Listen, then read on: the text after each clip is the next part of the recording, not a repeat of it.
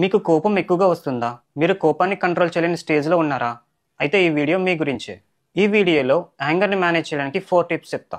Trust me friends, ఈ 4 tips మీకు ఖచ్చితంగా వర్క్ అవుతాయి. Tip number 1, identify triggers. ఫస్ట్ మీకు కోపం రావడానికి గల కారణాలేంటో ఐడెంటిఫై చేయండి ఫ్రెండ్స్. ఎందుకంటే వన్స్ ఐడెంటిఫై చేస్తే వాటిని క్లియర్ చేసుకోవడానికి ఈజీగా ఉంటుంది.